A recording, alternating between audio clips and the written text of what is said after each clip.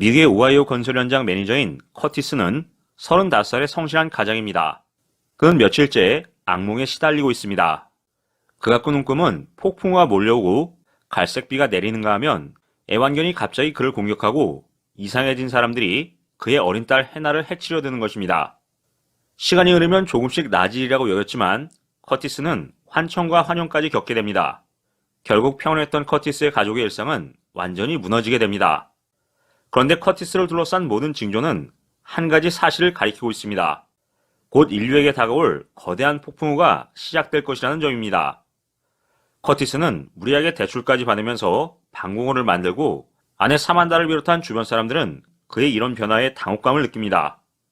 커티스의 불안은 멸망의 전조 때문만은 아니었습니다. 그는 과거 어머니에게 찾아왔던 조현증이 이제 자신에게 시작된 것이 아닌가 하는 염려가 마음 깊은 곳에 서려 있었습니다.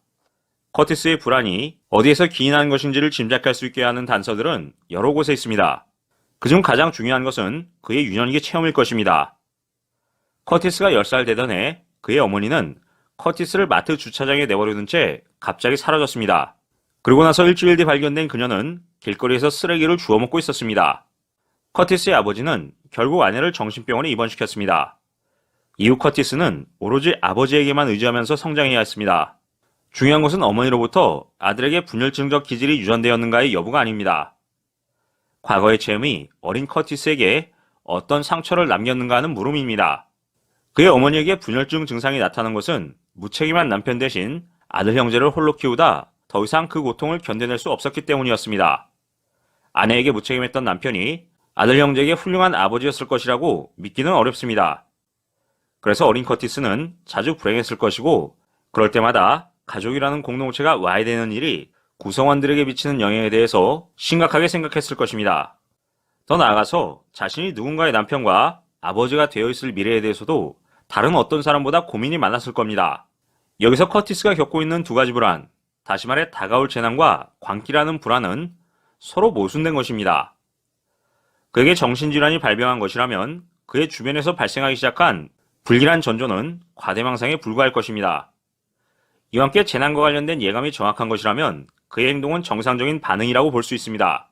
그리고 이 가운데 어느 쪽이 맞다고 해도 그의 가족은 고통을 겪게 될 것입니다. 커티스는 사랑하는 가족을 지키기 위해서 두 가지 공포에 동시에 맞서고 점점 벼랑 끝으로 내몰립니다. 커티스는 그저 미쳐가고 있는 것인지 아니면 창세기의 노아처럼 세상의 종말을 미리 고집하는 중인 것인지 알 수는 없습니다. 그는 점점 이상한 사람이 되어가면서 결국 직장을 비롯한 공동체에서 고립되고 맙니다. 그를 품어주는 사람은 아내 사만다뿐입니다. 그렇지만 그녀라고 해서 남편의 불안을 완전히 납득할 수 있는 것은 아닙니다. 오직 사랑의 힘으로 자신의 몫의 고통을 견뎌나갑니다. 그러던 어느 날 라이언스 클럽 지역 모임에서 친구와 시비가 붙은 커티스는 처음으로 자제력을 잃고 사람들을 향해서 외칩니다. 태풍이 오고 있다. 물론 이것은 예언자의 표효가 아니라 자신의 불안을 억누르다 지친 울분에 가까운 말이었습니다. 그야말로 외톨이 미치광이가 되어버린 커티스를 사만다는 말없이 안아주고 남편은 아이처럼 울기 시작합니다.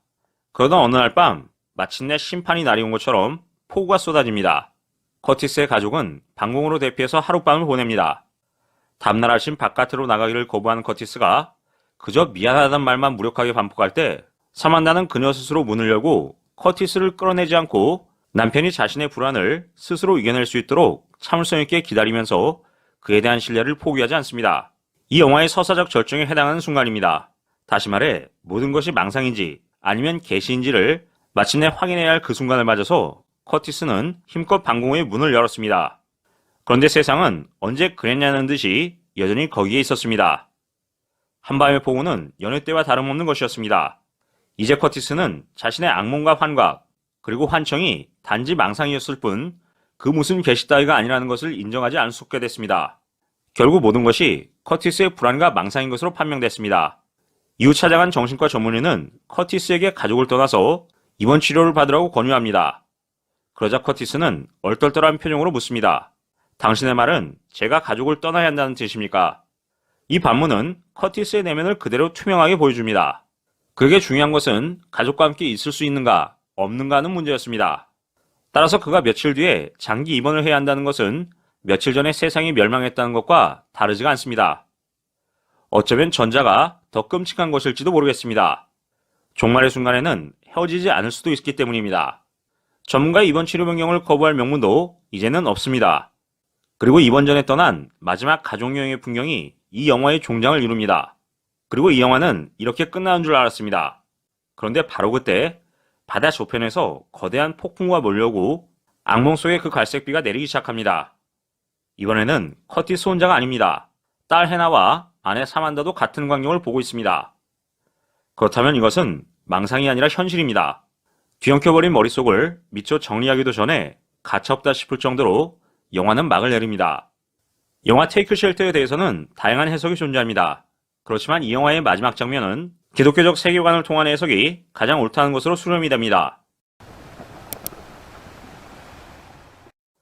마태복음 24장을 보면 예수께서는 마지막 때에 무슨 일들이 일어날지에 대해 제자들에게 알려주는 장면이 등장합니다. 여러 가지 일들이 있는데 크게 두 종류로 나누어 볼 수 있습니다.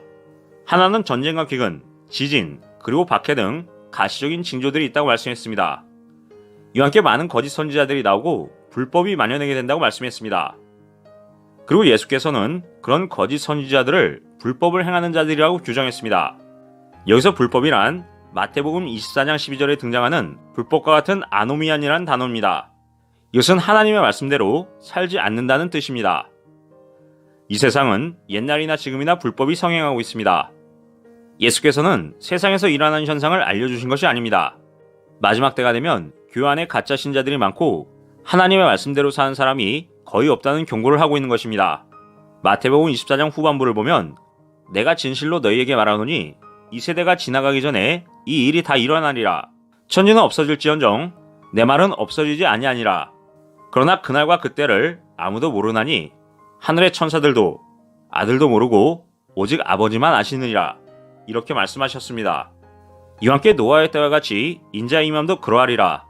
홍수전에 노아가 방주에 들어가던 날까지 사람들이 먹고 마시고 장가들고 시집가고 있으면서 홍수가 나서 그들을 다 멸할 때까지 깨닫지 못하였으니 인자의 임함도 이와 같으리라고 말씀했습니다. 결론적으로 마태복음 24장의 메시지는 마지막 때 영적으로 준비하고 깨어 있으라는 말씀입니다. 노아가 살던 시대의 사람들은 노아가 방주에 들어가던 날까지 먹고 마시고 장가들고 시집가는 일에 몰두했습니다. 다시 말해 사람들이 영적인 일에는 전혀 관심이 없었고 오직 말초신경을 자극하는 것에만 관심을 가졌습니다. 지금 이 시간 우리는 공중권세 잡은 자들의 꾀임에 넘어가 하루 종일 마스크를 쓰고 다닙니다. 그리고 죽지 않기 위해서 내용물이 무엇인지도 알 수 없는 것을 접종받고 있습니다. 이와 함께 한 번이 아니라 여러 번 접종을 받아야 한다는 이야기를 매일같이 언론을 통해서 접하고 있습니다. 순간의 자유를 만끽하기 위해서 하늘이 우리에게 준 더 큰 자유를 저버린 것입니다. 그리고 이 모든 행위가 육을 위한 잔치와 다를 바가 없습니다. 이것이 바로 성경에 언급되어 있는 먹고 마시고 장가들고 그리고 시집가는 일입니다. 우리는 노아의 믿음을 다시 한번 생각하면서 우리 자신의 모습을 되돌아봐야 합니다. 노아는 아직 눈에 보이지 않았지만 하나님이 약속한 실상을 믿었습니다. 하나님은 노아에게 부패한 세상을 심판하겠다고 말씀하셨고 방주를 만들라고 명했습니다. 노아와 그의 가족들이 하나님의 명령에 순종해서 방주를 지은 기간은 어림잡아서 100년에서 120년 정도로 알려져 있습니다. 이 기간 동안 노아는 사람들로부터 바보 취급을 당했고 미친 사람이라고 놀림을 받았습니다. 무엇보다 힘들었던 것은 노아 자신의 내면과의 싸움이었습니다. 세상 방식은 눈에 보여주면 믿어주겠다는 것이었고 하나님의 방식은 믿으면 약속의 실체를 이루어주겠다는 것입니다. 아브라함도 하나님의 약속을 믿었고 아직 보지 못한 땅으로 나아갔습니다. 이처럼 믿음이란 하나님의 약속을 붙드는 것입니다. 아직 이루어지지 않았지만 이루어주실 것을 믿는 것입니다. 이 때문에 믿음은 바라는 것들의 실상이요 보이지 않는 것들의 증거라 했습니다. 노아는 눈에 보이는 것을 확인한 것이 아니라 눈에 보이지 않는 하나님의 약속을 믿고 나아갔습니다.